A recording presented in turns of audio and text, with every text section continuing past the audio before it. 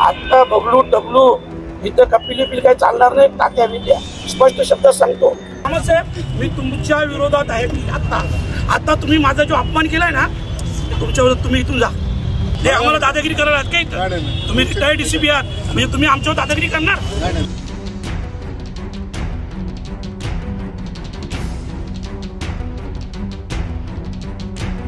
तुम्ही अगोदर तुम्ही स्वतः मीटिंग आम्ही त्यात होतो का? पोलीस प्रशासन होतं का? नव्हतं ना. 3 महिने झाले ना. आता मला नाही, मला काय म्हणायचं, मला एक चान्स आणि त्याच्यानंतर तुम्ही नाही म्हणाल गरज नाही साहेब नाही. तोपर्यंत मी इथून उठणार नाही. तो आजचा दिवस, उद्या दिवस, परवा दिवस सगळा मी बिल्डरचा रिस्पेक्ट करता. तोपर्यंत मी इथून उठणार नाही. तो आजचा दिवस, उद्या दिवस, परवा दिवस सगळा आणि 50% काम तुमच्या गुंडांना, तुमच्या भाई लोकांना द्या आणि 50% काम शेतकऱ्यांना. काय तुम्ही कोण लागून गेले एवढे मोठे? त्या खासदाराची इज्जत नाही का? मी काय तुमच्याकडून पैसे मागतो का? ते सांगतो मोठं नाही. मोठं तर तुम्ही बोलता. आता सगळे खासदार 3 महिने विनंती करतोय. तुम्हाला काही शरमबिरम वाटत नाही का? तर तुम्ही एवढे मोठे झाले. जरा बाजूला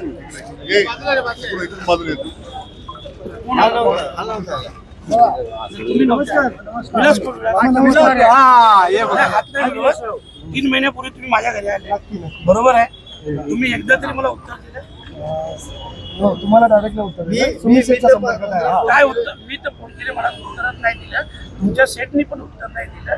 3 महिने एक खासदाराला तुम्ही खात्यावर मारून साधं उत्तर देत नाही. ऐका, मी 3 महिने विनंती काय करतो? काय विनंती करतो? शेतकऱ्यांची मीटिंग लावा. साहेब हेच विनंती आहे.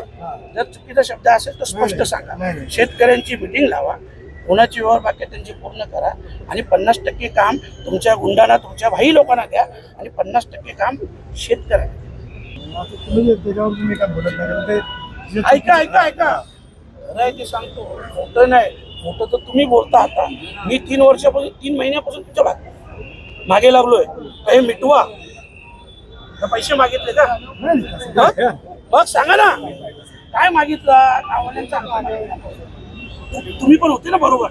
हे 3 लोक होते. हे 3 लोक साहेब होते. हे 3 लोक साहेब, तुम्ही काय मागे नका बघू. माझं हे की म्हणून चुकी नाही करणार. गुंड लोक यांच्याकडे आहेत. काही लोक जमिनी तर बळकावल्यातच आणि आता नाही होणार. आता बबलू टबलू इथं कपिली बिल काय चालणार नाही. टाक्या बिट्या स्पष्ट शब्दात सांगतो. सरळ मार्गाने चाला. शेतकऱ्यांना त्यांचं न्याय द्या ना. अरे कशाला घेता शाप? कशाला हाय घेता? देवानी सगळे दिले. शरम वाटायला पाहिजे. 15 वर्ष झाली शेतकऱ्यांचे पैसे देत नाही. साहेब जागेचे भाव दरवर्षी वाढतात. हे दरवर्षी कमी करायला लागले. का माहिती ना? एवढ्या भावाने देता का? नाही. पगारे भरणी डायरेक्ट. शेतकरी बोलू शकत नाही. तर इकडे बघता तुमचे भाई लोक उभी, परत तुम्ही शेतकऱ्यावर लगेच खंडणीचा गुन्हा दाखल करता. असं आहे ना? ठीक आहे. आता स्पष्ट म्हणणं आहे, शनिवारपर्यंत काम बंद ठेवा. शनिवारी राजू लोरा, तुम्ही, मी, शेतकरी सगळे बसू. आमच्या ज्या मागण्या आहेत दोनच आहेत. सगळे व्यवहार पूर्ण करा आणि 50% काम देऊ. काय तुम्ही कोण लागून गेले एवढे मोठे? त्या खासदाराची इज्जत नाही का? मी काय तुमच्याकडून पैसे मागतो का? निर्णय घ्या. काम बंद ठेवा. नाही 15 मिनिटात मी सगळ्यांना मेसेज टाकेन. मग जो घटना होईल ना इथं, तर सगळे जबाबदार तुम्ही असाल. एक तर अगोदरच तुम्ही गाववाल्यांना बरबाद करून टाकलेलं आहे, हे पण लक्षात ठेवा. ह्या पुढे न्यायचं. अरे तुला शरम वाटायला पाहिजे मला विनंती करायला. मी तुला विनंती केली. 3 महिने झाले. सगळे खासदार 3 महिने विनंती करतोय. तुम्हाला काही शरमबिरम वाटत नाही का? तर तुम्ही एवढे मोठे झाले. 3 महिन्यात आमचा साधा मिटिंगचा मान सन्मान नाही ठेवू शकत? सांगा ना. अरे जर मी आज बोलतोय ना, आज ऐकत नाही तर माझी चुकी आहे. 1 हप्ता झाला माझी चुकी आहे. अरे 3 महिने झाले ना भाई. आता तुम्ही काम बंद ठेवा. नाही 10 मिनिटात बंद ठेवलं. मी आता एकही शब्द बोलत नाही. 10 मिनिटात काम बंद ठेवा. 10 मिनिटात मी इथं बसेन दिवसभर. हजारो लोक जमा होती. त्याचे परिणाम तुमच्यामुळं साहेबांना त्रास झाला. कारण तुम्ही असे पण बोलतात. तुमची दादागिरी आहे, तुमचं बाकी सगळं आहे. दाखवा एकदा मला पण. प्रश्न नाही करायचा. थोडा विषय तर थोडं सगळ्यांना बोला. आणि कामच आहे. मी तुमच्या विरोधात आहे. आता तुम्ही माझा जो अपमान केलाय ना तुमच्यावर तुम्ही इथून जा, मला काही आवश्यकता नाही, तुम्ही जा. आणि हे पण सांगतो तुमच्यावर पण हक्क बघा, तुम्ही मला काय बोलता ना, मला जी वागणूक तुम्ही दिली ना,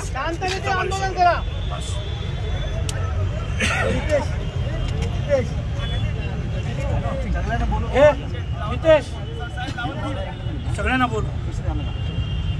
आणि आता काही कॉम्प्रोमाइज ऐका, आता काही होणार नाही. राजूल ओरा येत नाही ना तोपर्यंत मी इथून उठणार नाही.